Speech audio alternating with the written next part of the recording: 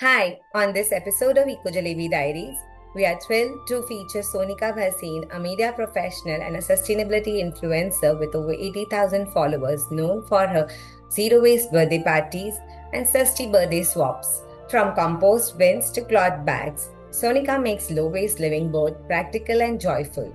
Tune in as we explore her journey from media boardrooms to banana leaves and how she's inspiring a simple, stylish, and sustainable lifestyle. Over to you, Sonika. Thank you for joining in.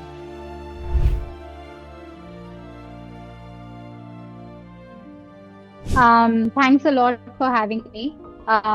So my zero waste journey started about 6 years ago, Lovely. and it started after my son was born. And the whole reason that I'm doing this is for him and his future, and actually his present and his future.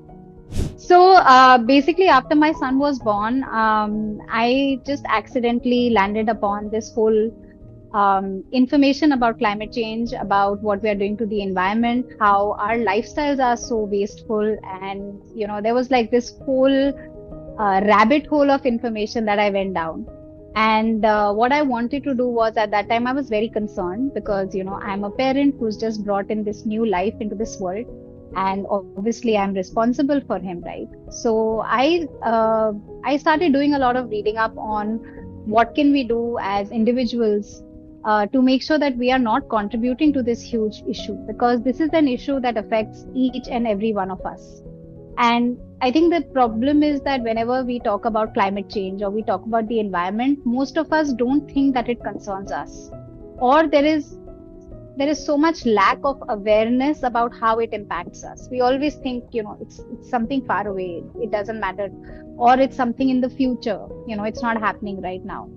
But as I did my research, I realized that it is impacting us every single day, even now. It's no longer in the future, it's already happening. And as a parent, if I can't do even this much for my child, then, nothing else matters. So I started finding out about what can I do as an individual, what can we do as a family, so that we're not contributing to this problem. Can we, contribute towards the solution instead? And there are a couple of things that I've realized over the last few years is one, if we can just reduce our consumption overall of anything and everything that we consume, it's a big step. And the other thing that we can all do as individuals is to manage our own waste, or at least reduce our waste as much as possible. If we can just do these two things, we can really make a positive impact. And that has been the journey over these years. It has been a gradual thing. We have not overnight made any changes. We've just started making small changes as we went along. And that's what I always recommend that people should do. Don't jump into everything all at once. It can get very overwhelming. It can get very difficult. So just pick up one thing at a time. That's what we did. We started making a lot of changes one by one till it became very comfortable, till it just became a way of life. And that's what we've been doing since. And it's a continuous journey. There are still things that we keep picking up as we go along. There is, new information that you get. There are new ways of doing things. And none of this is difficult at all. And I think my whole aim is just to try and show people that regular people who have jobs, who have kids, who have busy lives can also lead sustainable lifestyles without really disrupting anything in their day-to-day life, in their day-to-day lives. So that has been the reason that I started making content on Instagram, just to share what we do, so that more and more people can see how easy it is and they can also start doing the same. That's lovely, Sonika. I mean, when I see as a mother, I totally relate every word of you. I mean, that's how eco-friendly Jalebi started. I mean, when Hian, my son, the older one, he was just 6 months, and I happened to come across this movie. I don't know if you've seen Lorex.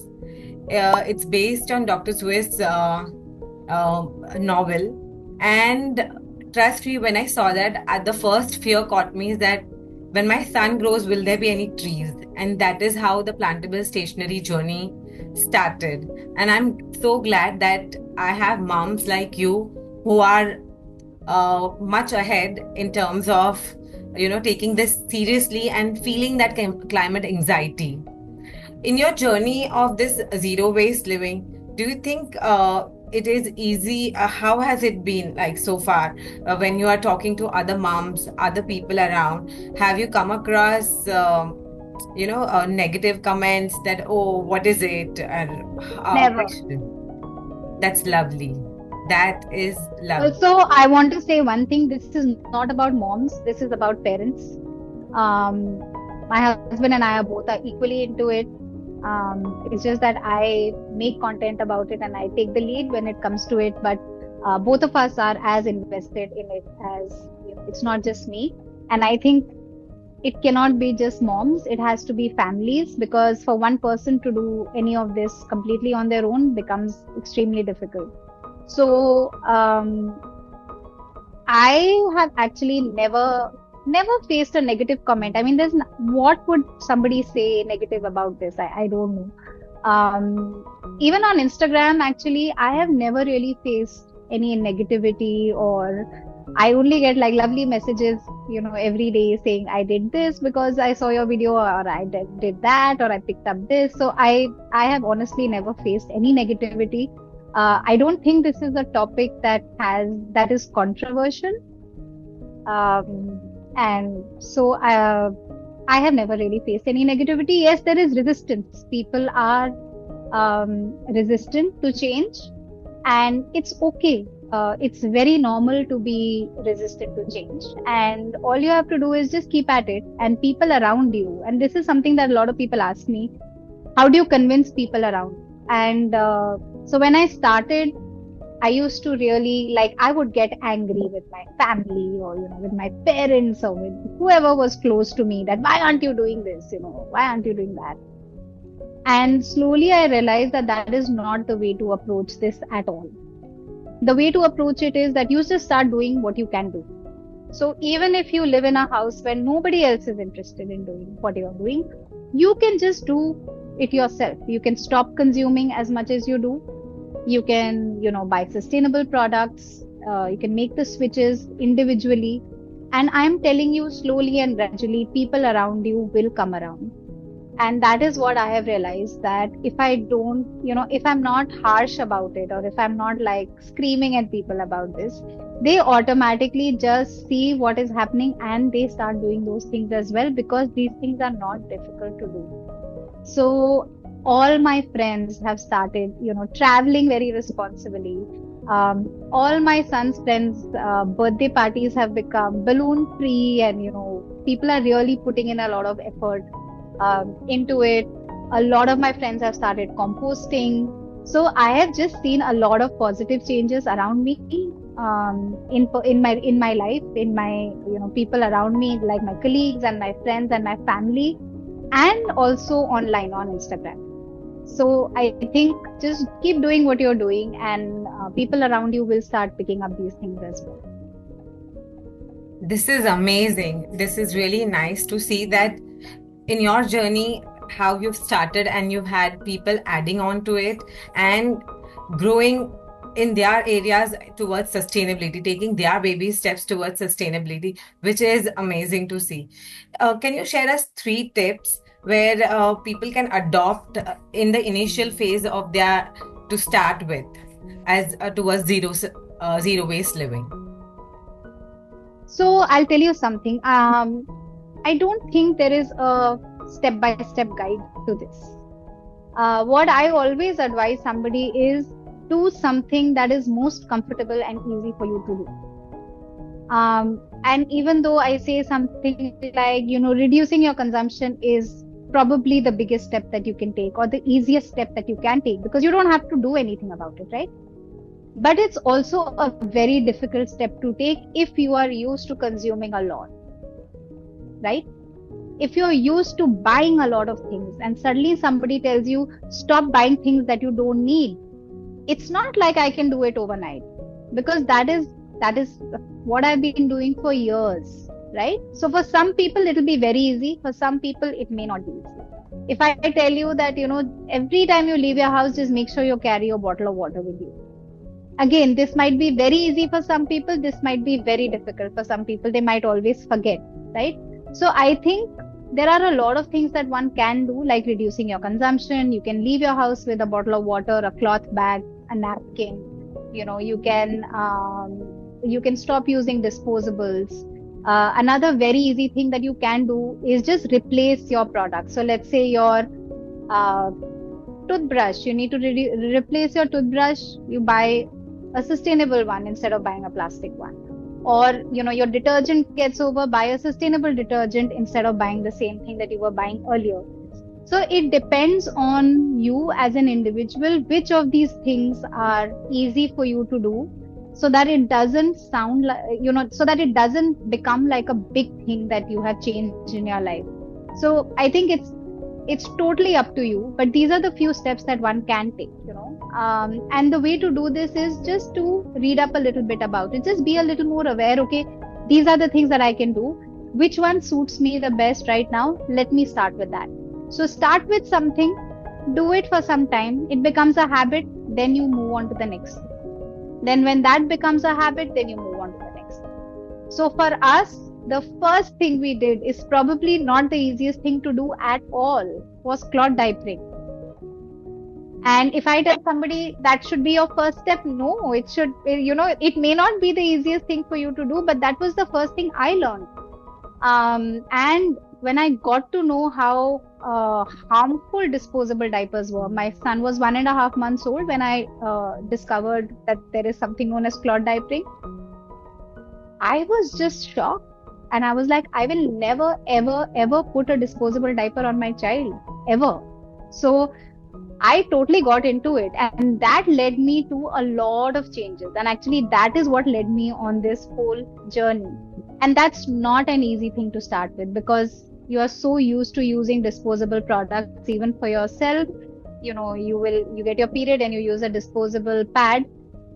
And if somebody tells you to stop, that should be your first step. Stop doing it and start, using a sustainable replacement. You may not find it easy. Some people might find it easy. So I think it totally depends on what is the most comfortable for you. So you very rightly said that finding comfort zone in alternates, sustainable alternates, is the first thing to do it. And firstly, it is about accepting it. Because it's always been, when you talk about mindful consumption, we also forget that while mindful consumption is definitely there, there is also a habit that you have to break, the cycle that you have to, leave behind, the chain you have to break about, picking up things which are more convenient. So mindful consumption is basically, breaking the habit of convenience. We've been so used to the chain of convenience that, and trust me, this phase of convenience has come only between this last 20 years. I think we are the only one. Yeah, who, absolutely. we And are the the other one. thing is, Yeah. the other thing is that none of these things are inconvenient. Being sustainable is not inconvenient at all. This is such a big myth. So for example, if I'm using a sustainable detergent instead of using a commercial detergent, there's nothing inconvenient about it, right? If I'm not buying a lot of stuff, there's nothing inconvenient about it, right? So I think it's a mindset that, oh, this is so convenient. And actually being sustainable is as convenient. I do not think there is anything incorrect. People about cloth diapering, they would be like, where do you throw it? I said, where do you throw your diaper? They said, in the bin. I said, instead of throwing it in the bin, I throw it in the machine. There is nothing which is inconvenient about, you just have to think about it. Just think through it. Decide that, okay, I picked this up, I will do it, I'm committed to it, and it will not be inconvenient for you. So we did an international holiday with my son. He was 8 or 9 months old. It was a 10-day trip. Okay.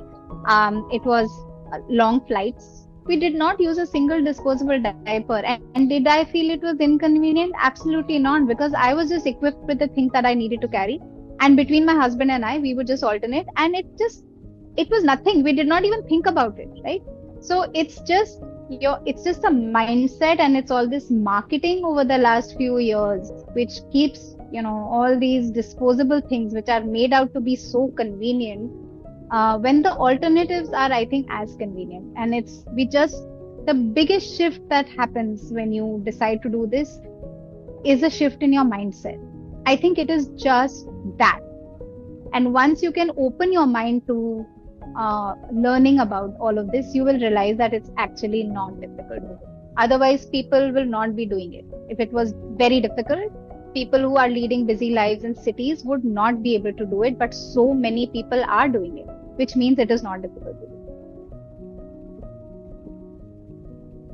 I love the way you mentioned about your experiences and travels, that how this has shaped you also as a person. That it's, uh, obviously, when we talk about convenience, it is about the easy way out. That is always, taken Yeah. away. But I mean, when we see it happening in front of us, like influencers like you who show their journey, who share their journey, I think that overall makes it much more smoother and convenient for us to understand that, hey, it's not that tough. It is, but it's not going to be forever कि ये होगा ही नहीं, which is what I think when those who are inclined towards climate and those who are understanding, it is easier for them to hop into this journey. Yeah. You mentioned to us that you read about climate change while your son was born, and about things which were. Did you come across any drastic stats that made you that made you that shift in you, that I think this is really wrong? I mean, if you've come across any such info, would you like to share it with the audience? Yes. So, like I said, first, the journey started after my son was born, about 1.5 months later, when I discovered Klondike. Okay. So at that time, I was just reading up very generally. I had not really got into, I don't think I saw very drastic facts. But yes, overall, yes, I realized this is a big issue. I read up about the whole waste crisis, that how it's one of the biggest crises that we are facing right now. Of course, I read up about climate change and how, we need to contain the carbon emissions and all of these things. So this was always playing on my mind, and we kept making all these changes. But 1 year later, this is one of my biggest, triggers to completely change. Was I attended a panel discussion on which there were a lot of people who are in this field, and they were having this whole discussion on climate change, and there were sustainable brands, and all these people were on the panel. And there was this girl Divya. She's the founder of a company called Scrap Zero Waste, and they do zero waste consulting, and they do zero waste events and a lot of these things. And she was talking about her journey, and she said that when she got to know about, so basically there was a big fire in Deonar, which is a landfill, one of the biggest landfills in Bombay, and it affected them because they were not very far from it. So she went to the landfill to see what it actually was, and she said that changed her life. That when she actually went to the landfill and say, "Oh my God, is this what is this?" Because I don't think people really know what landfills look like. And landfills are like mountains. They are huge mountains of trash. And we are sending thousands and thousands of tons of trash to these mountains every single day. So when she saw that, she said her life completely changed. And then she shared a fact that I think completely changed my life. And that fact was that people who live around landfills, their life expectancy is half of ours. And what she said was, our waste is killing people. And I had goosebumps when she said that. And I was like, oh my God, this is not just an environment problem. This is a huge social justice issue. There are children, there are who go into these landfills every single day, they are being exposed to so much. And all of these people are basically, suffering so much just because we are wasting stuff, just because we can't take care of our waste. And I came back home that day and I was like, that's it. No dustbins. We are not sending anything to the BMC. Like nothing is going to leave our house. So that day we removed the dustbins because we were already doing quite a lot. We were already recycling. We had started composting. So there was actually not much that was anyway going into our bins.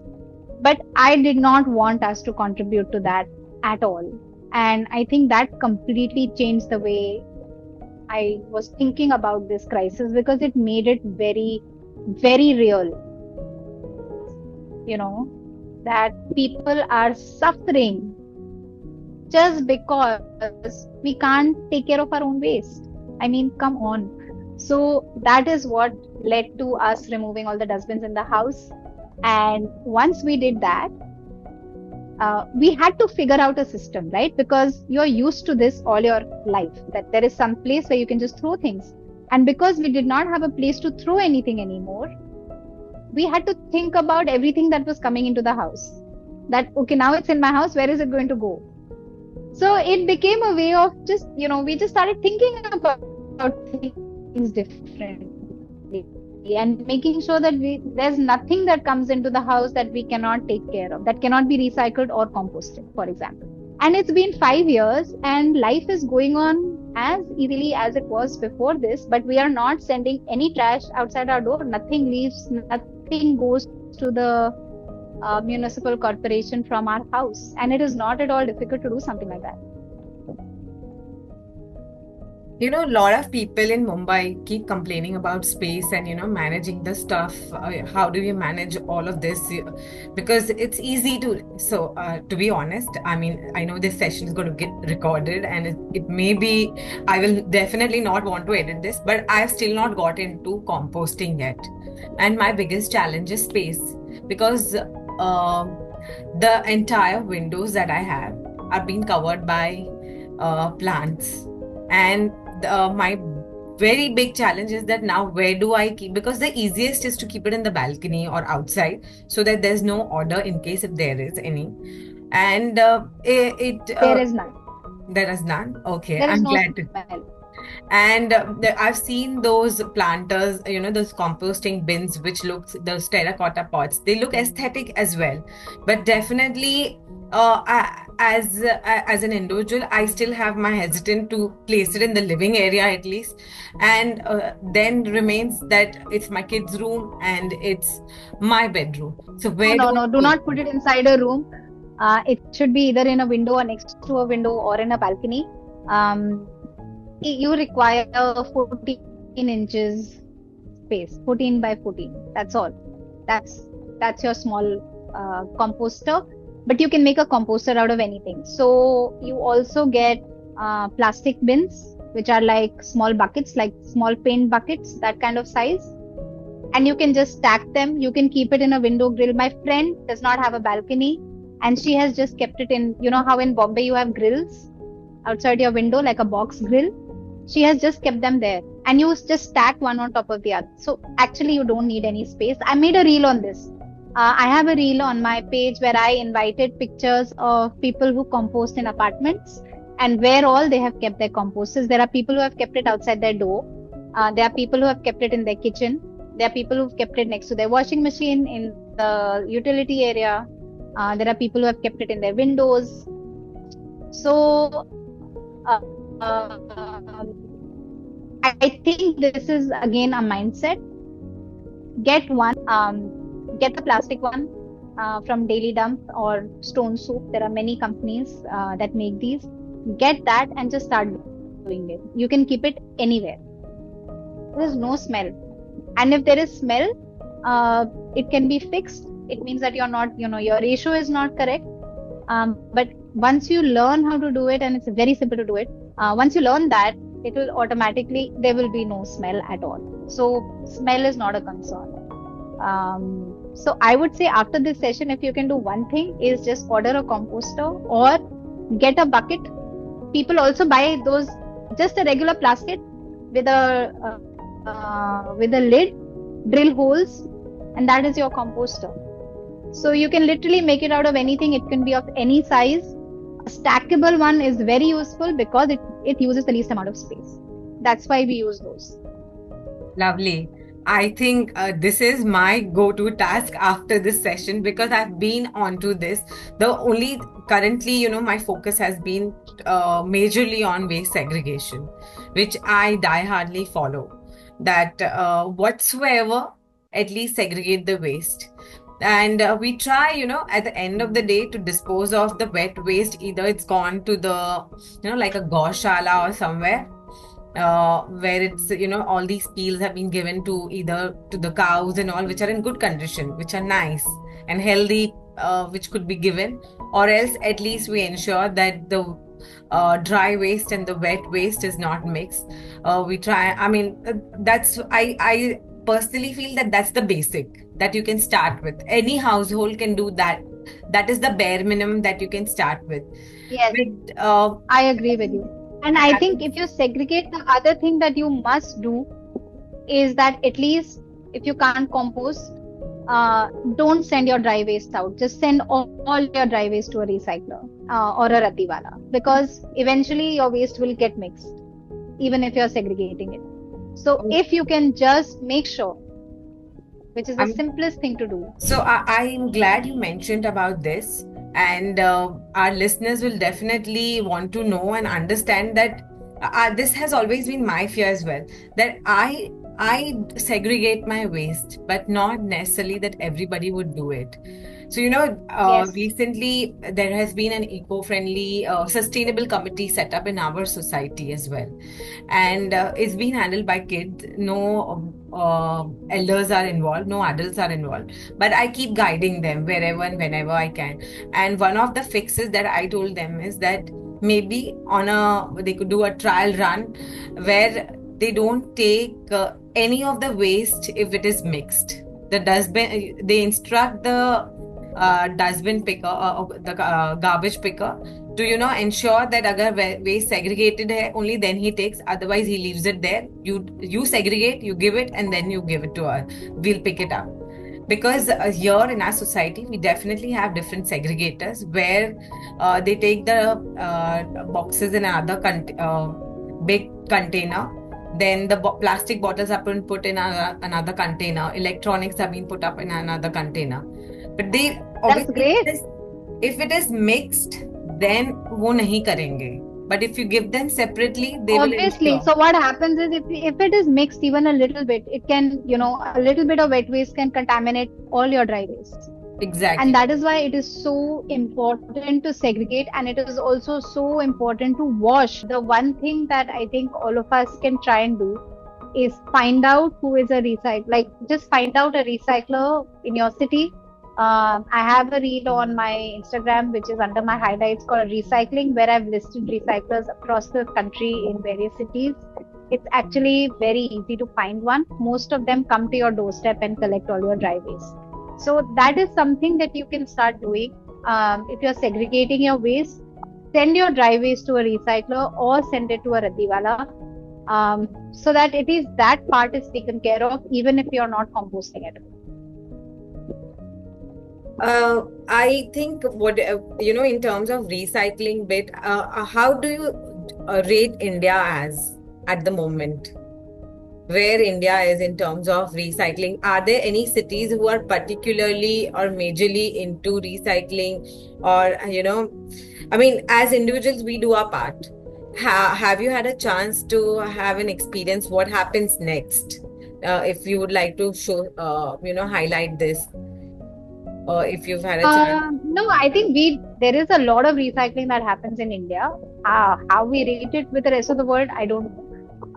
But from whatever I've seen, there are recyclers. It's increasing a lot. Now you have multiple recyclers in a city. And actually, they are not really recyclers, they are aggregators. So what they do is they'll come to your doorstep, they'll take all your dry waste, and then they will have various levels of segregation at their facility.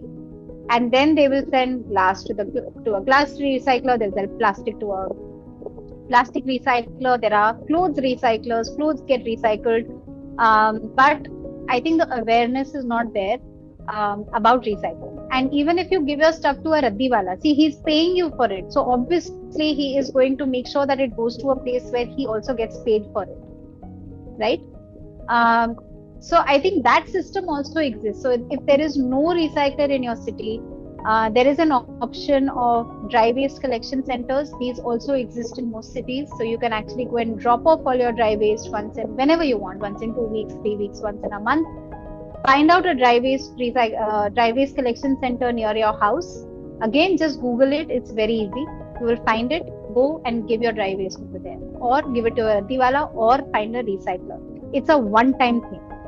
Once you have that in place, then it becomes a regular thing. You know exactly who to go to. So I think that is something that you can do. And bigger cities like Delhi, Bombay, Calcutta, Bangalore have multiple such services. In some cities, they may not be so many, but they do exist. And I have a huge, extensive list of recyclers. I think most of the big cities are covered. Some smaller cities are not there. So you can also, like I said, these are your other options, or you can also collect certain types of waste and send it to the city nearest to you, once in a while, so that your dry waste gets recycled. One of the most unknown reason that you've been, I think one of your birthday party videos have been really viral, and you've been known for your birthday parties that you host. Do you, would you like to share some light on to and share your experience to new parents or to are new to sustainability, that how they can incorporate these and how they can do it as smoothly as they can? Because for kids' birthday party, for very long, I've also used a lot of birthday balloons and paper buntings, though I myself have recycled and made extensively fabric buntings. But a lot of times you get carried away with the theme, that this is the theme, and you want to incorporate everything and you want to look fancy and make it look so nice. And so I have done my son's birthday, it's a superhero birthday party, and I had used everything from scratch, जो भी मेरे पास था घर में. So made that whole backdrop of from a used flex to chart papers to everything. I had some waste fabrics where I got the capes done, everything. But I still happen to buy. I'm guilty of buying a lot of balloons, superhero balloons, and all of that. So yes, I admit that I've been there, done that, and obviously I cannot undo what I've done. What I can do is avoid. Or what I have also what I have actually done is borrowed balloons from people. If my son has insisted that he's wanting to do balloons, I've actually gone to stores, जहाँ पे openings होता है, they put all these grand balloon shots and also this has happened on my son's 6th birthday, where there was a balloon decor just before his birthday, and then I asked them what are they going to do it. They said, we're just going to throw it off on the road. So I said, can I borrow them for my birthday party? And that's fantastic. And then they said, you can take it. We don't have a problem, because any which ways we are going to just put it outside our store. Whoever wants to take it, they'll take it. So I took my car and I dumped all their things and I put up in my thing. So this is what I have done. Post that I've been trying to, you reuse stuff which is there, and I am not ashamed. मैं मांग लेती हूँ भाई. Instead of buying it and going to the waste, any which way वो waste में जा रहा है, so I might as well use 1, 2, 3, 4 times more and then put it in waste. And at least I will ensure that it's not getting mixed somewhere. I will try and do it. So you will at least dispose it of responsibly. Exactly. So couple of things. For some reason, we don't consider or we don't know that balloons are very harmful. But they really are, and it doesn't matter what they are made of. There are these days people will say, oh, there are these biodegradable balloons. It doesn't matter, because balloons, balloons, what is the only way to dispose of a balloon is to burst. There is no other way, right? They have to be burst. And when they burst into very, very tiny, tiny pieces. And I have picked up balloons from post birthday parties in our society, which after days, after several days of birthday parties or Christmas parties or whatever, it is impossible, even if somebody is cleaning it up every day, to pick up every tiny piece. And even if they are, right, where is it going? It's going to your landfill, or it'll end up in the waterways, or it'll whatever. It will end up in nature, 100%. And when it ends up in nature, somebody, some animal, some wildlife will end up consuming it, and they die. They will choke and die. There is, if you consume a balloon, you will choke and die. I have heard of people walking their dogs who have accidentally swallowed balloon pieces and died. I have also heard of children accidentally swallowing balloon pieces and choking. So I think we never realize how harmful something which is just there to, decorate our space for a few hours, what all it can lead to. And I think for us, of course, I knew this, and so my son knows this. And what I do with him, the one way to make him sensitive to this was just to go and pick up balloon pieces with him. And as he was picking it up, we were talking about this. Is, I think, the first time we did it, he was not even 3 years old, or he was just about 3 years old, and we were picking up balloon pieces at Holi. There was a Holi function happening. And he was like, why are we picking it up? I said, because what if the birds come and eat it? They are so bright, and birds will come and eat it, and then they will feel sick. I never used to at that time tell them die, because I don't think he knew the concept. But I used to tell them कि वो ना बीमार हो जाएंगे, उनके पेट में जाएगा तो. And he has never asked for balloons because he knows. So since then we have been doing it very often. We go and pick up all these balloon pieces. So if we just, and I think when I made a reel about that, the kind of comments I got, people were like, oh my God, we never even thought about this. Even people who know that single-use plastic is harmful, for some reason, we never consider balloons to be a single-use item. It's nowhere in our thought process that this could be harmful, because it's always associated with joy and celebrations and merriment. So that is one. Secondly, I honestly don't think kids who are coming for your party care if you have balloons or not.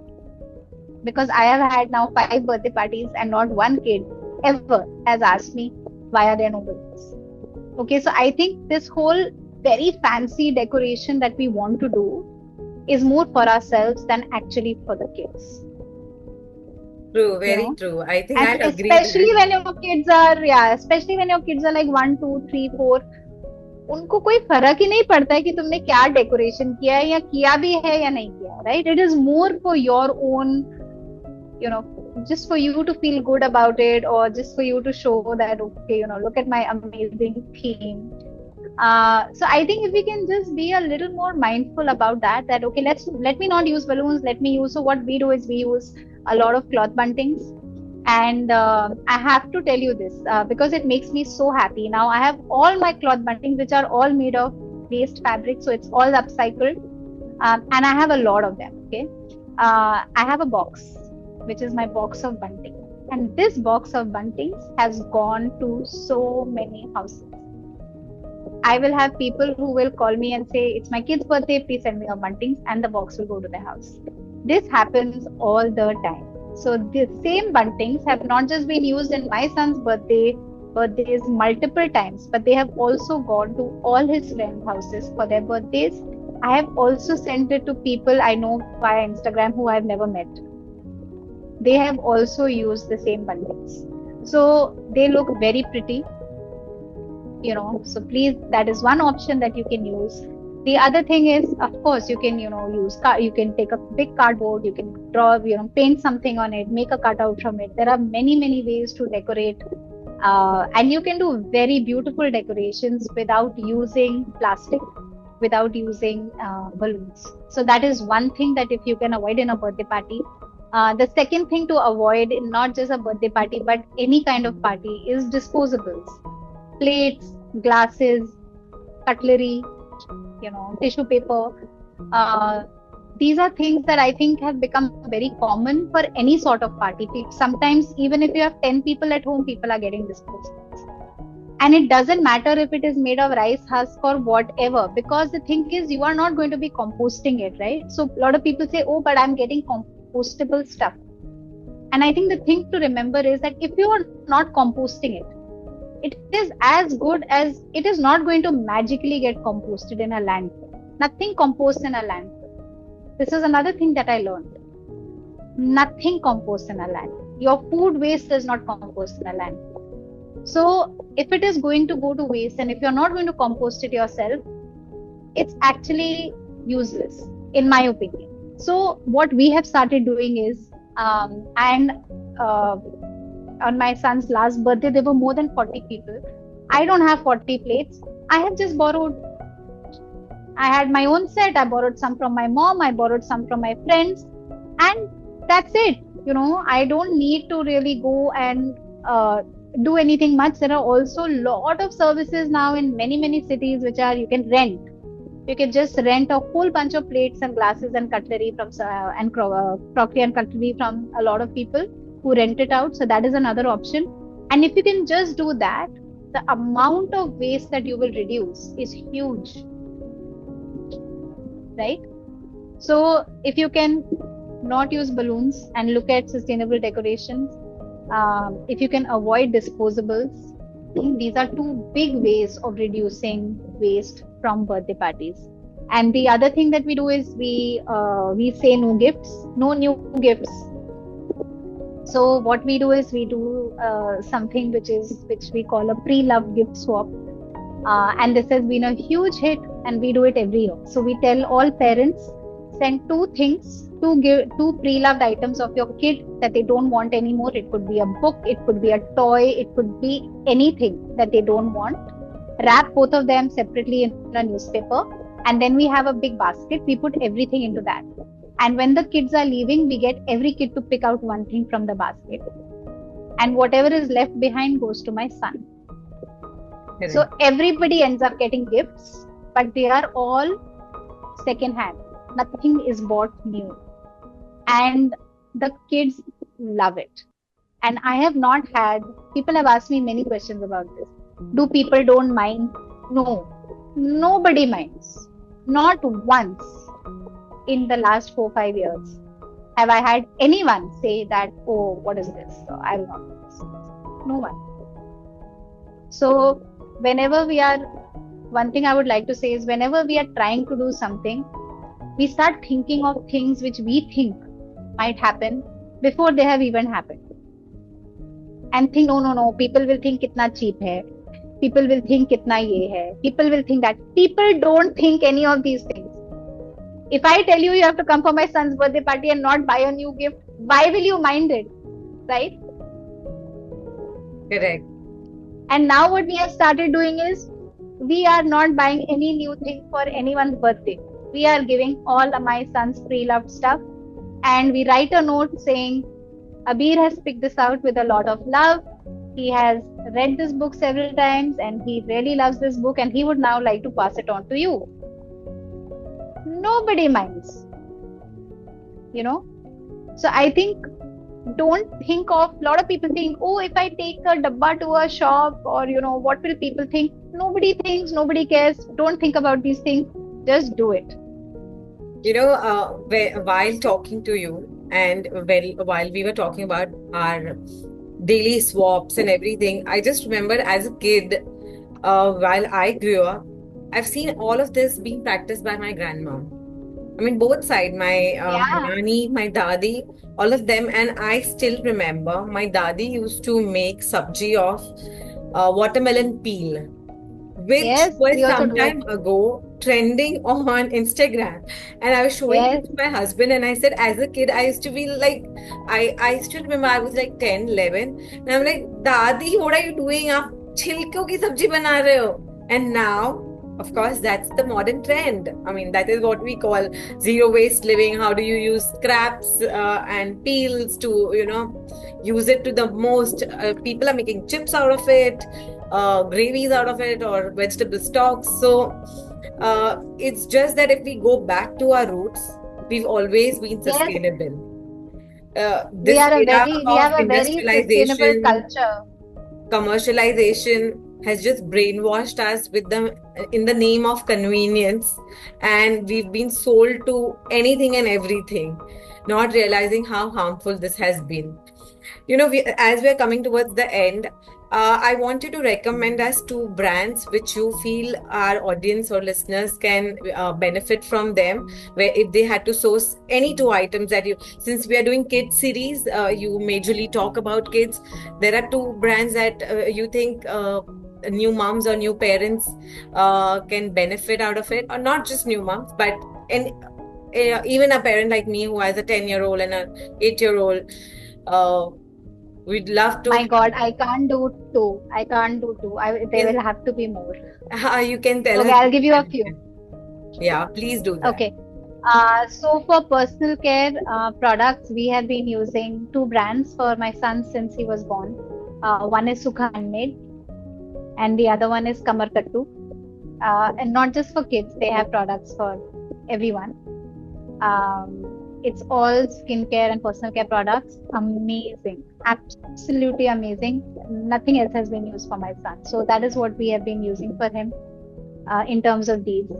Then what else? What are the other categories? Clothes. Two brands that I would like to recommend. One is Love the World Today. It's an amazing, amazing sustainable brand. And the other one is Forest Child. Both of these are beautiful brands with amazing founders who really, really believe in sustainability, and they will do everything possible towards it. So I completely trust them and really, really love what they do. So that is in terms of, and then there are also toys. Now we usually, for my son, most of the stuff has been pre-loved or passed on by friends, because a lot of my friends do have kids who are slightly older than him. So, he has received a lot of pre-loved things as he has been growing up. But there are certain brands which are making, again, they're making sustainable toys. One of them is Toy Room Toys. Really nice stuff. And they have a lot of Montessori toys as well. The other one is Bloom Toys, and they actually make wooden toys from waste wood. So, that is another one. Who else? I think, I think these are the ones that I can think of at the top of my mind. And another few brands that I would like, people to know about in terms of just home care products. There are two brands that I would like to talk about. One is Aranico. They have a huge variety of cleaning products and even personal care products. So that is something that, you can find almost everything that you need in the house from there. And the other one is Coco Custo. They have a detergent, they have a multi-purpose cleaner. I have been using their products again for 5-6 years. Absolutely fantastic. So that is another brand that I want to recommend. And give me a moment. I don't want to be unfair and leave out some of the others who I really like. There's also another really great brand called Gift Green. Then they have personal care products. They have a lot of upcycled products. So a lot of things in my house are like, whether it's vegetable, bags to keep your veggies, whether it's pouches, cloth pouches. They have a whole variety of upcycled products, but they also have things like tooth powder, bamboo brushes, soap. So they have a lot of sustainable products as well. So I think these are some of my go-to brands for products. And again, on my Instagram, I have a highlight called I Use. And whatever I actually use, I just keep posting it over there. So if you're looking for something in a particular category, you can just go through that highlight and you will find, what you can buy from there. Thank you so much. You've been like what do you say, sustainable directory where people can actually. I have been called that many times. I mean, no wonder. And this was so handy. It actually shows that how used to you are being a sustainable. I mean, you are like a brand ambassador. You could just name things from every category, which is very difficult to do it. So I'm glad that we had this, and I'm being very honest, you've been one of the warmest people I've come across. Apart from That's all so of sweet this, of you. talking about sustainability, I've never had a chance to know what do you do on your, I mean, at your personal and professional end. I mean, sustainability, I understand, is a part of you, but what do you do? People would I want am a to. media professional. I'm a media professional. I have been in the media industry for 23, one second, how many years? Three, yeah, 23 years. I've been in the media industry for 23 years. And currently I work with Sony Pictures, and I've been with them for the last 8 years. So that's my professional life. And this is something that I follow. This is my lifestyle. And I just share it on social media just to make it easier for everyone. But yes, I have a full-fledged career, which is not in sustainability. But I am so lucky to work in a company that takes sustainability extremely, extremely seriously. And I have been able to convince everyone around me, my entire team and extended team, to do a lot of things. And so it's great. I'm great. I'm really grateful that I work in such an amazing company. That's amazing, amazing. I mean, I'm once again, thank you so much for being here with us. And Eco Jalebi Diaries is more than honored to have this done with you. And wishing you very all the best. And I'm sure my listeners are going to be very happy today to know so many more ways to go sustainable and easy ways which you easily shared with us. And अगर और कुछ नहीं तो mindful consumption में अगर consume करना है तो the brands that you have shared will be should be benefited by this thing. Yes, I So hope so. um, thank you so much. Do you want to say ending note to my listeners over here?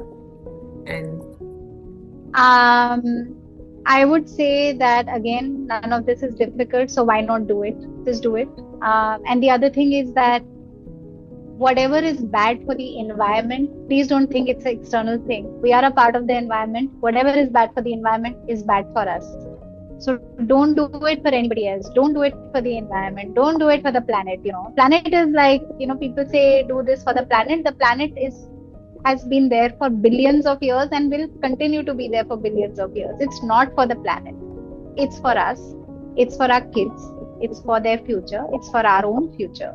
So do it for that. And I would like to leave you with a quote that I really, really love, which is that we have not inherited the earth from our ancestors, but we have borrowed it from our children. So let's leave something for them. I totally believe in that. And I hope if 1% of this is also followed by any of my listeners, I'll be more than happy to have this done over here. Great. Thank you once again. Bye bye. See you. All the Thank best. you so much for having me. All right. Bye.